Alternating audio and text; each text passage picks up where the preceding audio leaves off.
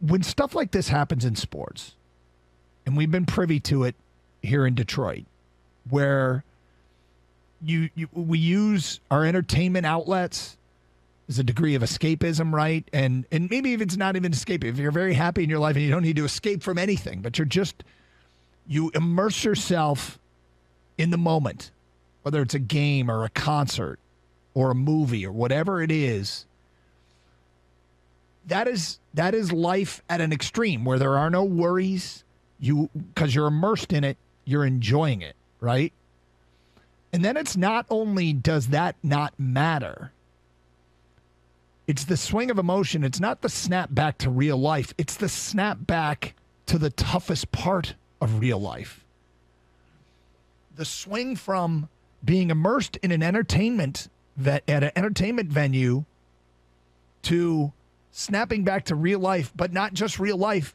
The toughest part of real life is such a wild emotional swing that it doesn't matter that I'm not a fan of the Buffalo Bills or the Cincinnati Bengals. When I was watching last night, it was extraordinarily difficult to watch. And, we all know that the games don't matter in those moments, right? Yep. But to me, the thing is the extreme swing. And then, of course, the concern for the individual. And it became clear for me slowly, and maybe not quick enough. Oh, this one's different. Like there was an ambulance on a field at a Bills game earlier this year when a guy had his neck snapped back.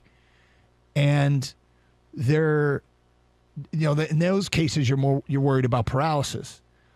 The way that this, the sort of the moment you wake up and you go, the clarity comes that, is this guy going to die on the field? Yeah, that was the hard part of watching last night, because we've seen plays certainly where we're like, oh my God, I hope he's okay, and he's lying on the ground, and the ambulance comes out or the cart comes out and it gets on the field and you wait for the thumbs up. Everybody waits for the thumbs up, and then you can breathe a sigh of relief, and that's part of the game, and the players know that going into it, and it's harsh, but that's what it is. This one was so different because, the moment that he stood up after the tackle, he makes the tackle, he stands up, and then 2 seconds later he just collapses, kind of falls backward and to the side, and he's down on the ground. From that moment on, it's different. It's different. It's like, watching Tua Tagovailoa stumble off the field on that same field, actually, but stumble off the field. You knew something was different. This was more different than that, because this was somebody who had stood up and then collapsed and looked to be unconscious. And that takes a real serious tone, and everybody freaks out, and rightfully so, because that's not, oh yeah, he looked like he broke his leg on the play, or God, I hope his spine is okay because he looked like he really took a hit to the head. This was, he looked fine, and then he's unconscious.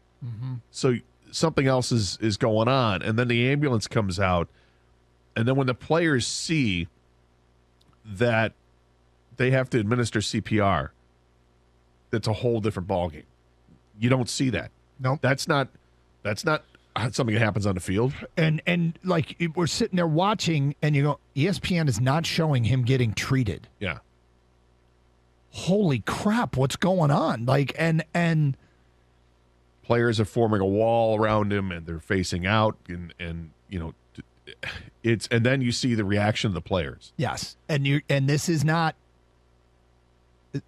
Paralysis is it wasn't your typical hit that you would think paralysis, but when you see ambulances and backboards and players gathered around and praying, usually it's the worst case scenarios are paralysis. Usually, there are broken legs and broken arms and compound fractures and awful injuries that play, but really bad concussions. Paralysis is usually a concern, and you're like, the idea that this was worse than that was a very odd thing to process. Because you have to ask yourself, what's worse than that? Yeah. And then you start to think about, well, is it some kind of heart event?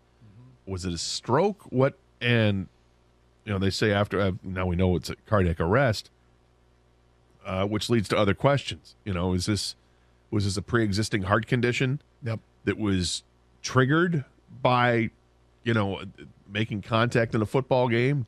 Or was this just one of these 1 in a billion hits that, finds its way to cutting off circulation to the heart or whatever? We don't know. We won't know until more details come out about it, but it was.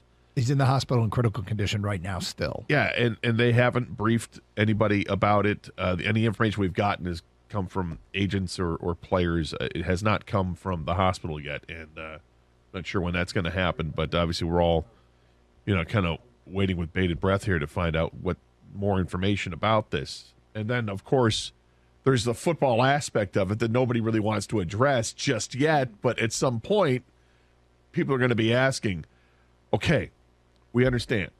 Thoughts and prayers, absolutely. This is a horrific thing. But when is it okay to start thinking about how to handle this? Finishing week 17 and getting to week 18? Yeah.